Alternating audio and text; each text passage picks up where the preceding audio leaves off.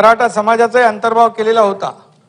त्यानंतर 80च्या दशकापासून मराठा बांधव आपल्या हक्कासाठी आरक्षणासाठी झगडतोय, लढतोय। स्वर्गीय अण्णासाहेब पाटील यांनी मराठा समाजाला आरक्षण मिळावं यासाठी त्या काळात आंदोलन केलं आणि त्यांनी आपल्या प्राणांची आहुती देखील दिली, हे देखील आपल्याला माहीत आहे। आणि म्हणून त्यानंतर आलेल्या सरकारने मराठा समाजासाठी आरक्षणासाठी काय केलं असा प्रश्न विचारून मी आता काही वाद निर्माण करू इच्छित नाही, किंबहुना त्याच्यामध्ये जाऊ इच्छित नाही। परंतु आज मी एवढंच सांगू इच्छितो की अण्णासाहेबांचं जे बलिदान आहे ते बलिदान जे आहे मराठा समाजासाठी व्यर्थ जाणार नाही, हा देखील या ठिकाणी आमचा शब्द आहे।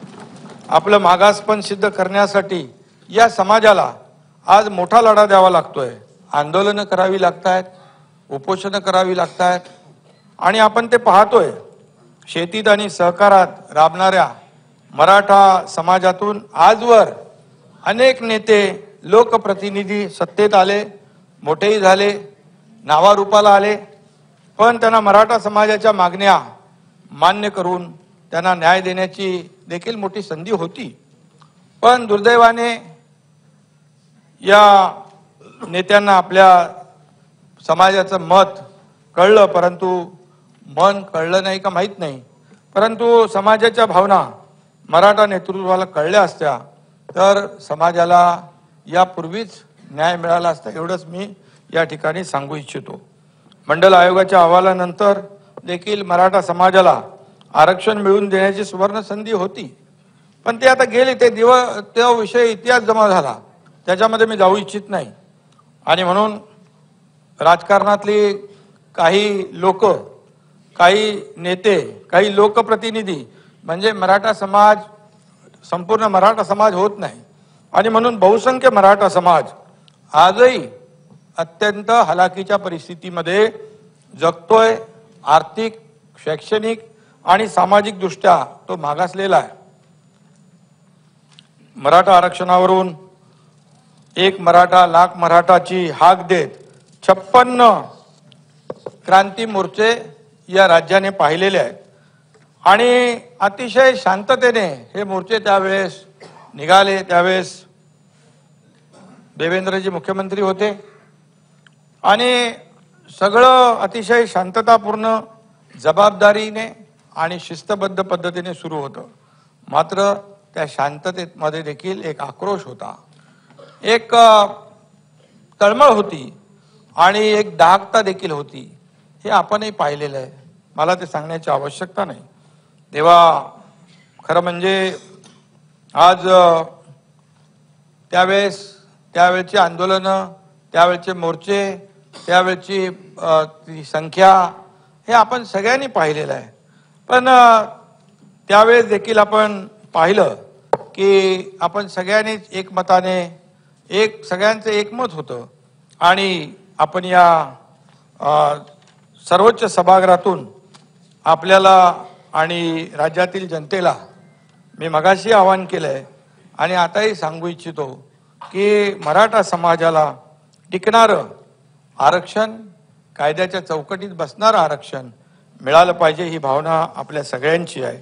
इतर समाजाचा अधिकार न डावलता तो अधिकार त्याला मिळाला पाहिजे, त्यावर त्यांचा जो नैसर्गिक हक्क आहे तो देखील या ठिकाणी डावलता कामा नये, ही भूमिका सरकारची आहे, आपल्या सगळ्यांची आहे।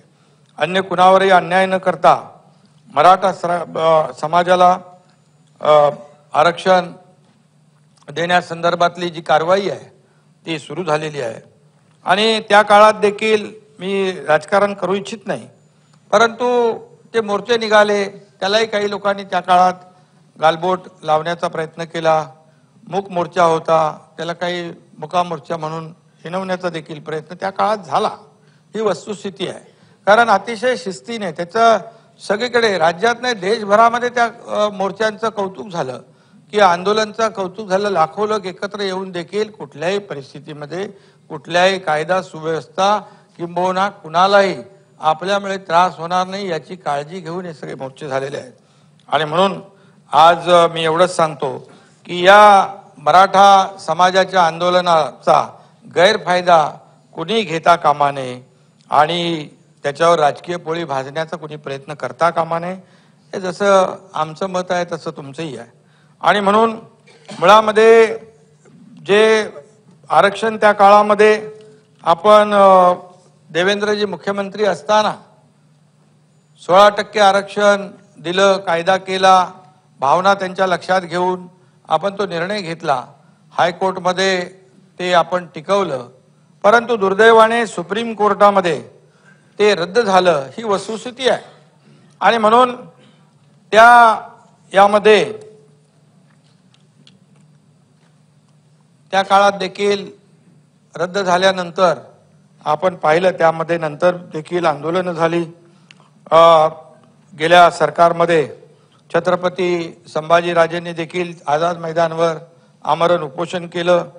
त्यांच्याशी चर्चेला मी गेलो होतो. माझ्याबरोबर काही मंत्री होते. तेव्हा काय मी मुख्यमंत्री नव्हतो, मंत्री म्हणूनच आम्ही गेलो होतो, नगर विकास मंत्री होतो. आणि मराठा आरक्षणासाठी जे जे काही करता येईल ते करू असा शब्द देखील त्यांना आम्ही त्यावेळेस दिला होता. आणि तो शब्द आता पूर्ण करण्याची जबाबदारी आता आपल्यावर आलेली आहे.